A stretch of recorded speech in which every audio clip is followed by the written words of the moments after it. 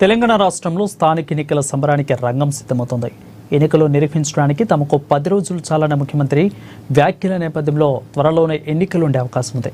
తొలుత జడ్పీ, మండల పరిషత్తులకు ఎన్నికలు నిర్వహించాలని ప్రభుత్వం నిర్ణయించింది.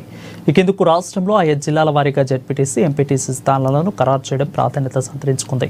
ప్రభుత్వం ప్రకటించిన స్థానాల ప్రకారం ఉమ్మడి ఆదిలాబాద్ జిల్లాలో 579 ఎంపీటీసీ స్థానాలు ఉండగా 69 జడ్పీటీసీ స్థానాలు ఉన్నాయి. వీటికి ఎన్నికలు జరిగితే 4 జిల్లా పరిషత్ అధ్యక్షులుగా, మరో 69 మంది మండల పరిషత్ అధ్యక్షులుగా ఎన్నిక కానున్నారు. ఆయా స్థానాలకు త్వరలోనే రిజర్వేషన్లు కూడా సైతం ఖరారు కానుండగా ఈ నెలాఖరు వరకు ఎన్నికల నోటిఫికేషన్ వచ్చే అవకాశాలు ఉన్నట్లు అధికారుల వర్గాలు చెబుతున్నాయి. జిల్లా, మండల పరిషత్ పాలక వర్గాల గడువు ముగిసి దాదాపు ఏడాది గడిచిపోయింది. పాలక వర్గాల పదవీకాలం ముగిసిన 6 నెలల్లోపు ఎన్నికలు నిర్వహించాల్సి ఉండగా వివిధ కారణాలతో జాప్యం జరుగుతూ వచ్చింది. దీంతో జిల్లా స్థాయిలో కీలకమైన జిల్లా పరిషత్ పాలకవర్గం లేకపోవడంతో వివిధ నిధుల కోసం కేంద్రానికి తీర్మానాలు పంపించటం అవరోధంగా మారుతోంది.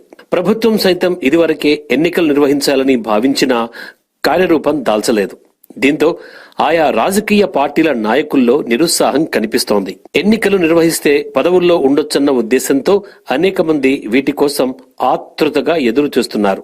తాజాగా హైకోర్టు సూచనతో ప్రభుత్వం ఎన్నికలు నిర్వహించేందుకు సిద్ధమవుతోంది. ఇందులో భాగంగానే రాష్ట్రంలో జడ్పీటీసీ, ఎంపీటీసీ స్థానాల్ని ఖరారు చేయడంతో పోటీ చేసేందుకు సిద్ధంగా ఉన్న ఆశావహుల్లో ఉత్సాహం వెల్లివిరుస్తోంది. ప్రభుత్వం విడుదల చేసిన స్థానాల ప్రకారం ఆదిలాబాద్ జిల్లాలో 166 ఎంపీటీసీ స్థానాలు ఉండగా 20 జడ్పీటీసీ స్థానాలు ఉన్నాయి. కొమరం భీం ఆసిఫాబాద్ జిల్లాలో 127 ఎంపీటీసీ, 15 జడ్పీటీసీ స్థానాలు, నిర్మల్ జిల్లాలో 157 ఎంపీటీసీ, 18 జడ్పీటీసీ స్థానాలు ఉండగా మంచిర్యాల జిల్లాలో 129 ఎంపీటీసీ, 16 జడ్పీటీసీ స్థానాలకు ఎన్నికలు జరగనున్నాయి. ఈసారి కొత్తగా ఆదిలాబాద్ జిల్లాలో మాత్రమే 3 జడ్పీటీసీ, 8 ఎంపీటీసీ స్థానాలు పెరగనున్నాయి. ఇటీవల సోనాల, భౌరజ్, సాతనాల మండలాలుగా ఆవిర్భవించడంతో ఈ స్థానాల పెంపు అనివార్యమైంది.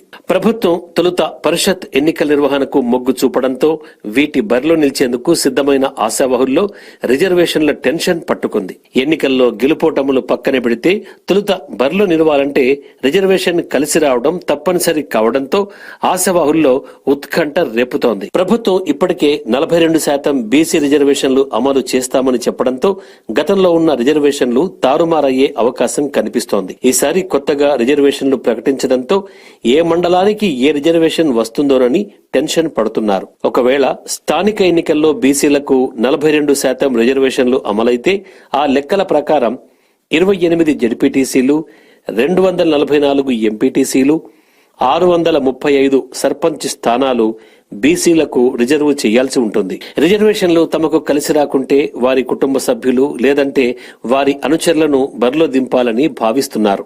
మరోపక్క ఇదివరకే అన్ని రాజకీయ పార్టీల ఆశావహులు పోటీకి సిద్ధమవుతున్నారు.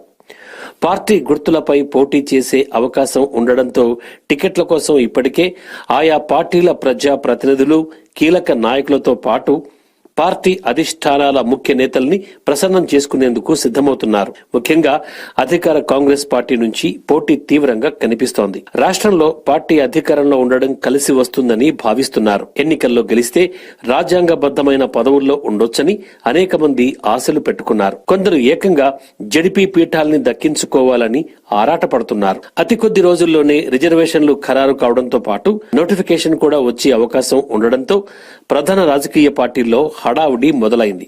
ఇప్పటికే ఆయా పార్టీల నుంచి బరిలో నిలిపే అభ్యర్థుల్ని ఎంపిక చేసే పనిలో ఆయా పార్టీల అధిష్టానాలు నిమగ్నమైనట్టు తెలుస్తోంది.